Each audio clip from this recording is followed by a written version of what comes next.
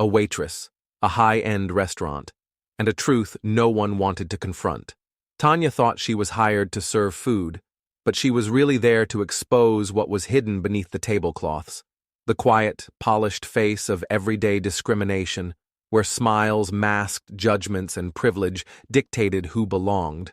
Tanya's first steps into the Silver Fork felt like crossing into another world, one where the clink of fine china and the murmur of affluent diners whispered of privilege she had never known. Nestled in the city's upscale district, the restaurant wasn't just a workplace. It was a stage where every glance, every gesture, carried the weight of unspoken expectations.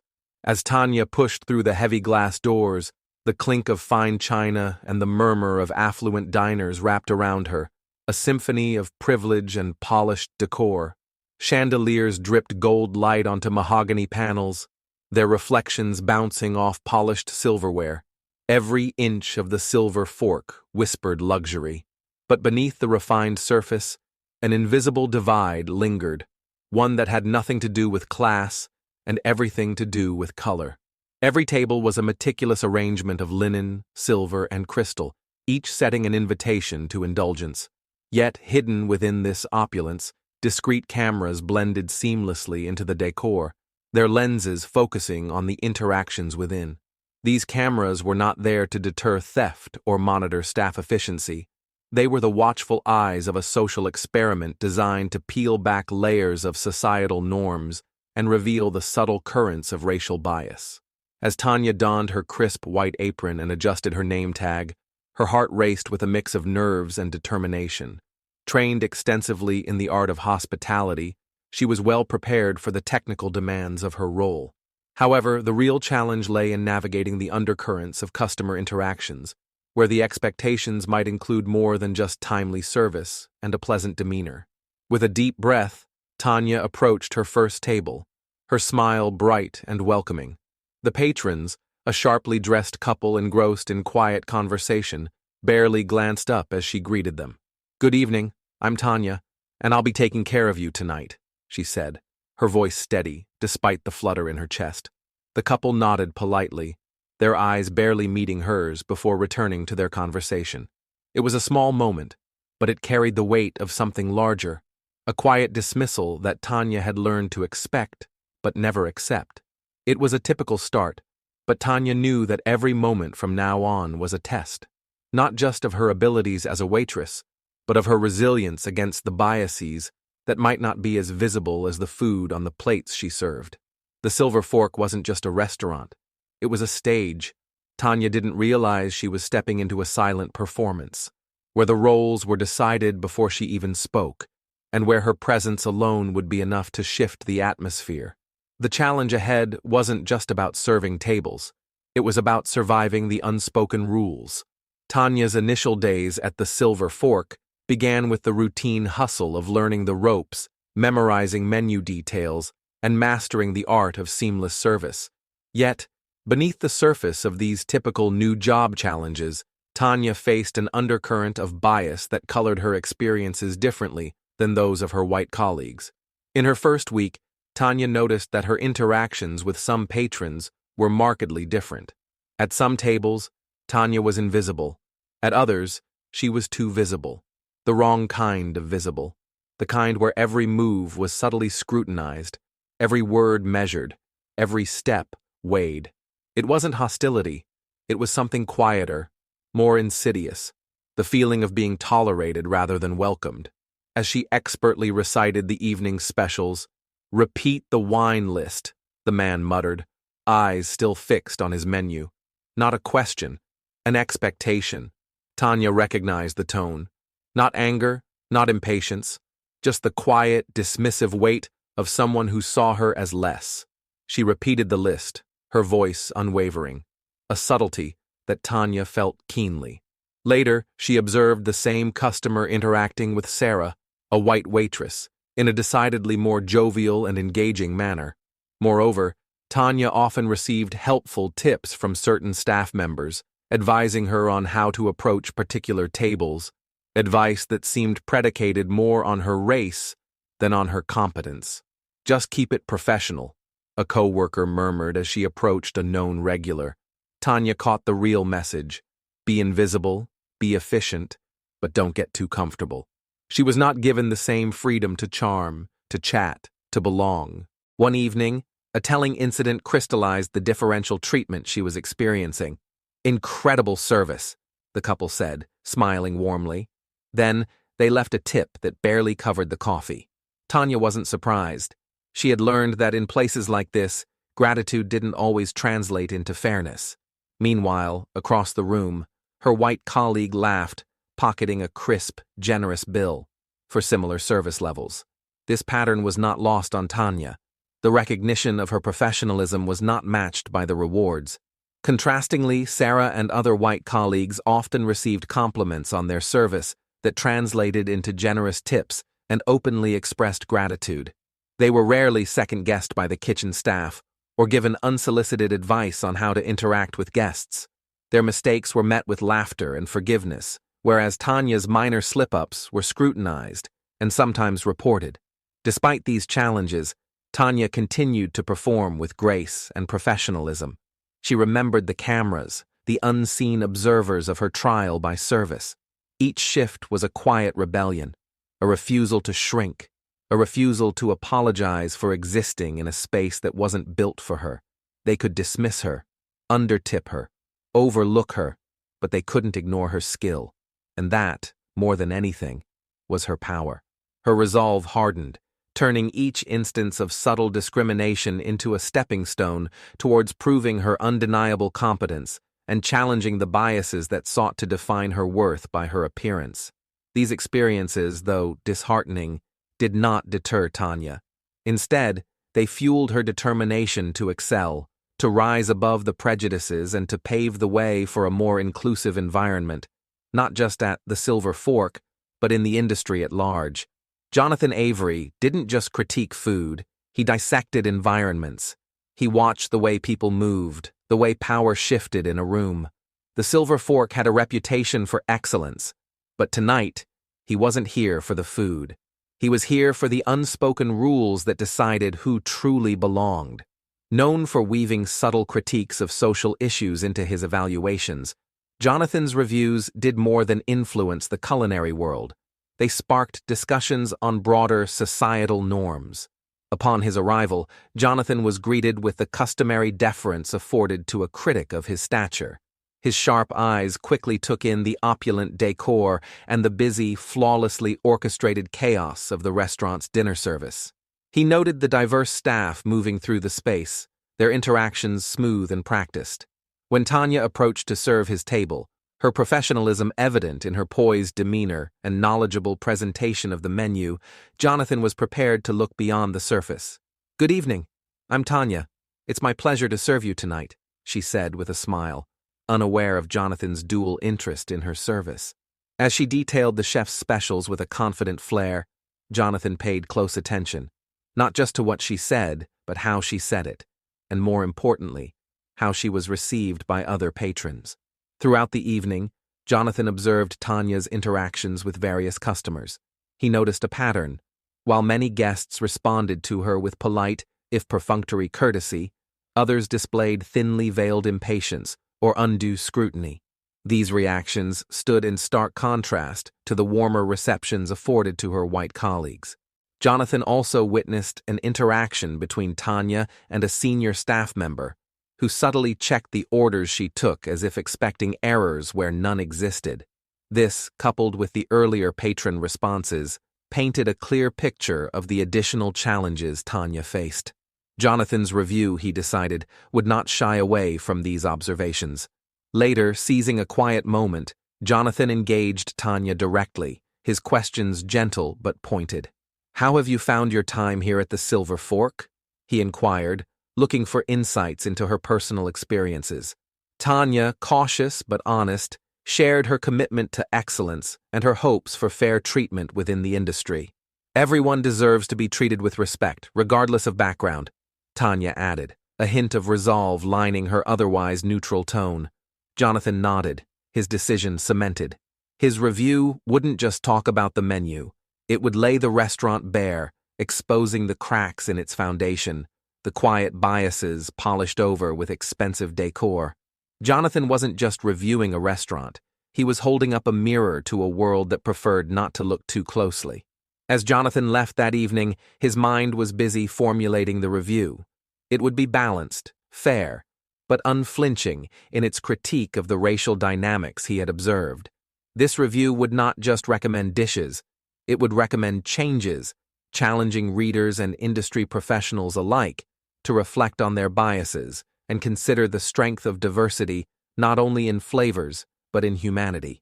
During Jonathan Avery's meticulously observant evening at the Silver Fork, a critical incident unfolded that starkly highlighted the racial undercurrents Tanya navigated daily.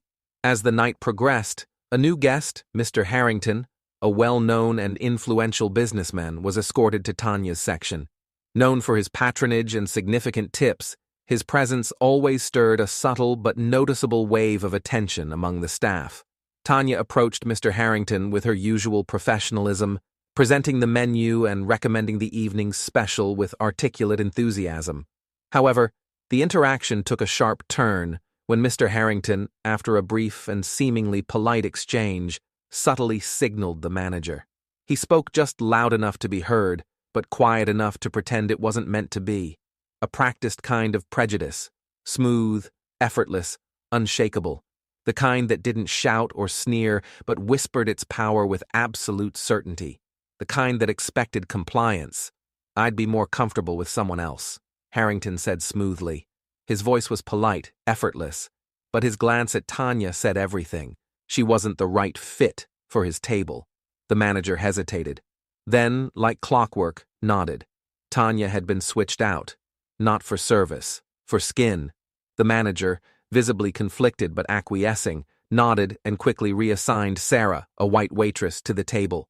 Tanya, pulled aside, was quietly asked to focus on other tables. Though the exchange was brief and handled with a veneer of professionalism, the implication was clear, and the impact on Tanya was palpable. She smiled, because that was the expectation, but her fingers curled just slightly, her back straightened like steel. They expected compliance, a quiet step back, a bowed head, but Tanya did neither.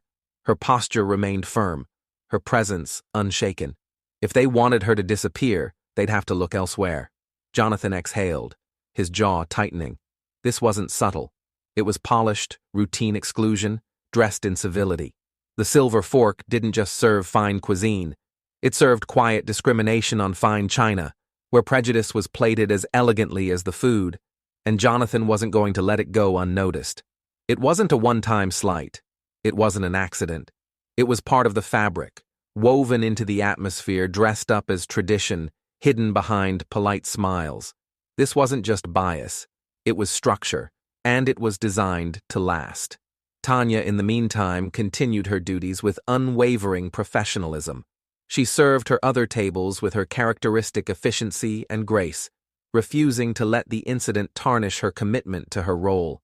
Her ability to maintain composure and continue providing top-tier service despite the clear injustice was nothing short of admirable. Observing this, Jonathan knew that his review had just found its critical angle. Later that evening, he requested a few moments with Tanya, under the guise of discussing the menu items in detail. In reality, he sought to understand her perspective on her treatment at the restaurant. Tanya, perhaps sensing Jonathan's genuine concern, opened up about her experiences. While she spoke diplomatically, her words conveyed the challenges and the resilience required to navigate her daily work environment. Armed with this insight, Jonathan left the Silver Fork with a heavy heart but a clear purpose. His review would not only speak to the culinary merits of the restaurant, but would also shed light on the social injustices hidden behind its elegant facade. His critique would challenge the readers and the industry, urging them to look beyond the surface and consider the equality and dignity of every individual who contributes to the hospitality experience. His subsequent write-up combined a nuanced appreciation of the dishes served with a forthright commentary on the incident involving Tanya. He detailed the professionalism she displayed and criticized the subtle yet significant racial bias that tainted her interaction with certain patrons. This review, published in his widely read column and amplified across social media, became a catalyst for dialogue and debate about racial discrimination in upscale dining, urging a reevaluation of what true service and professionalism should embody in a society striving for equality. The moment Jonathan's review went live, the internet exploded. The internet didn't just react, it erupted. Screenshots flooded timelines, voices collided in heated debates. Dine with Dignity wasn't just a hashtag, it was a reckoning. Stories poured in from servers, hosts, and diners, each one a testament to the quiet battles fought in the shadows of fine dining. And the Silver Fork was at the center of the storm.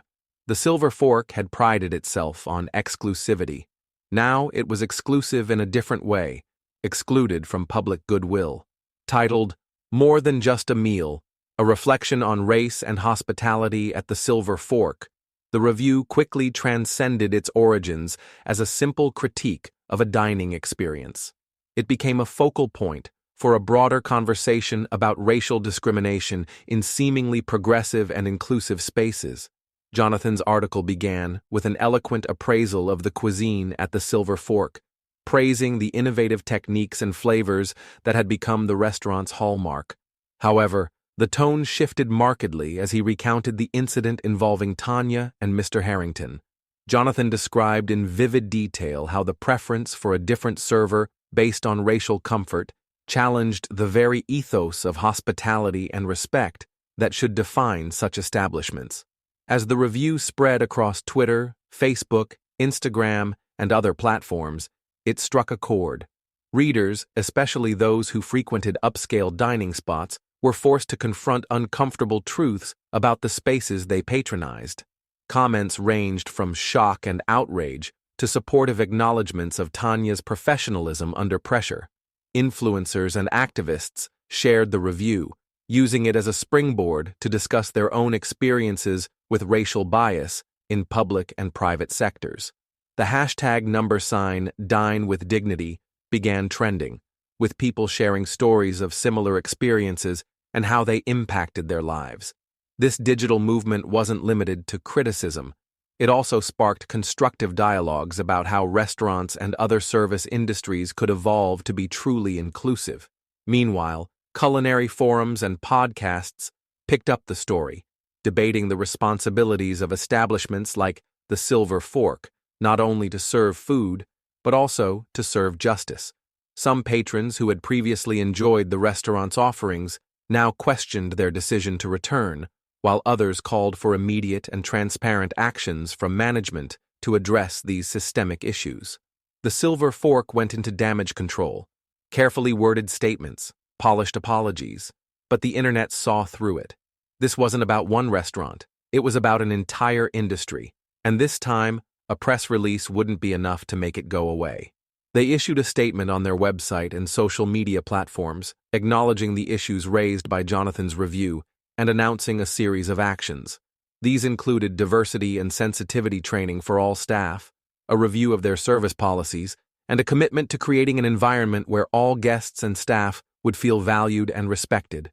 Local news outlets and community leaders weighed in, hosting panels that included Jonathan, Tanya, who agreed to participate under conditions of anonymity, and experts on racial equality and hospitality management. These discussions were not only cathartic, but also educational, providing practical advice on how individuals and businesses could actively foster inclusivity. Jonathan's review did more than expose the failings of one establishment. It challenged the entire industry to reflect and reform. The impact of his words extended far beyond the usual confines of a food critique, serving as a catalyst for ongoing dialogue and change, ensuring that the conversation initiated by his observations continued to influence perceptions and practices long after the initial shock had faded. The aftermath of Jonathan Avery's viral review brought a whirlwind of change to the Silver Fork and sparked a broader dialogue within the community about inclusivity and fairness in the hospitality industry. The management at the Silver Fork, faced with the dual pressures of public backlash and the internal realization of their shortcomings, embarked on a series of substantial reforms. Immediate response from the Silver Fork. The first action taken by the restaurant's management was to hold an emergency meeting with all staff. During this meeting, the general manager publicly addressed the issues raised in the review, emphasizing the need for immediate and lasting change. Tanya, recognized for her professionalism and grace under pressure, was invited to participate in this meeting as a consultant, providing her insights and experiences to guide the discussion. Recognizing the need for expert advice, the Silver Fork partnered with a diversity and inclusion consultancy to overhaul their training programs. The new training modules were designed not only to educate staff on the basics of racial sensitivity, but also to delve deeper into unconscious bias and its impact on service. These sessions were mandatory for every member of the staff, from the chefs to the servers to the management team, ensuring that everyone received the same level of understanding and commitment to change. Policy updates and staff involvement. In addition to training, the restaurant implemented new policies that aimed to create a more inclusive environment. These policies included a new system for monitoring and evaluating staff interactions and customer feedback, specifically designed to identify and address any instances of bias. Furthermore, Tanya's role within the restaurant evolved. She was given the opportunity to lead a newly formed committee focused on diversity and inclusion, which would have the authority to make recommendations directly to the management. Community engagement and public relations. Externally, the Silver Fork sought to repair its image and reconnect with the community.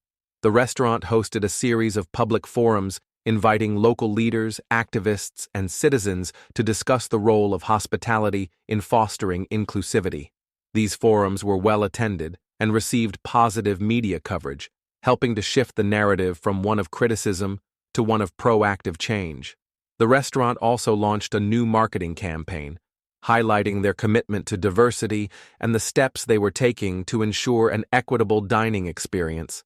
This campaign featured testimonials from staff, including Tanya, who spoke about the changes and what they meant to her and her colleagues. Long-term impact. As weeks turned into months, the changes at the Silver Fork began to show positive results. Customer feedback became increasingly positive, with many patrons praising the improved atmosphere and the visibly happier staff. The restaurant's efforts to transform its culture were recognized by industry leaders, earning it a spot at a prestigious national conference on business diversity and inclusion. The community, seeing the genuine efforts of the Silver Fork to make amends and improve, gradually began to restore its trust in the establishment.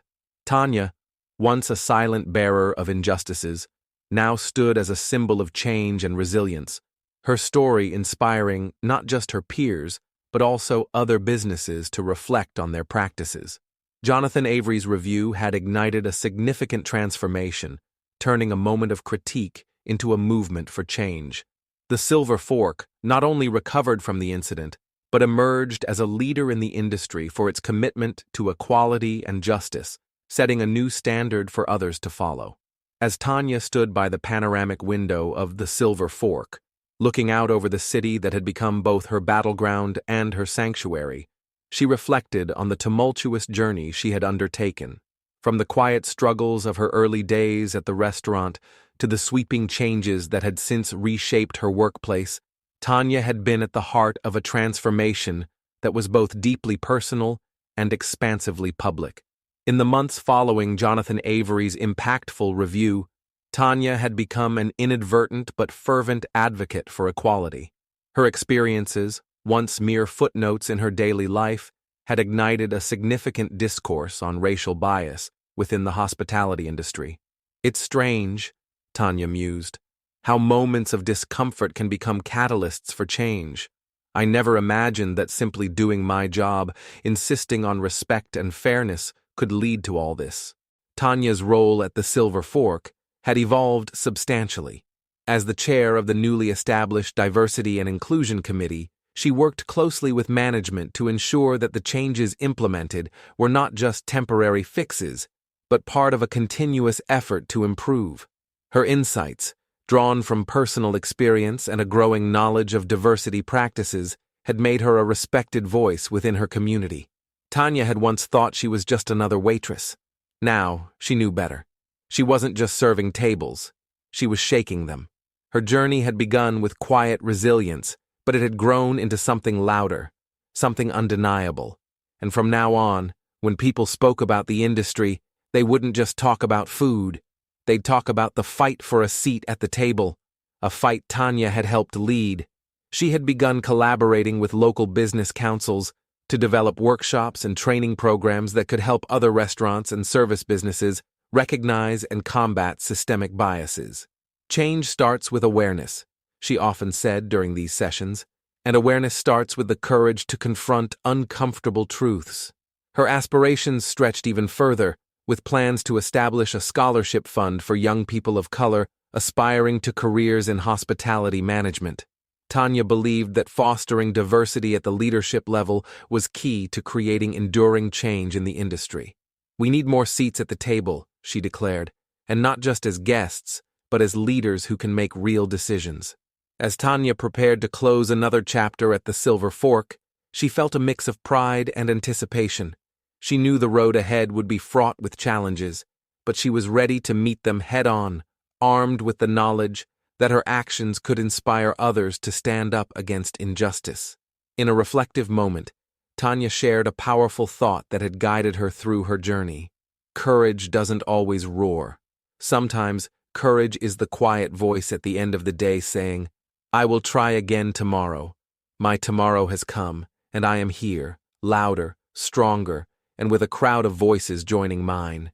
With this, Tanya continued to look forward, her eyes bright with the promise of new battles and new victories, a testament to the profound impact of individual courage in the face of systemic bias.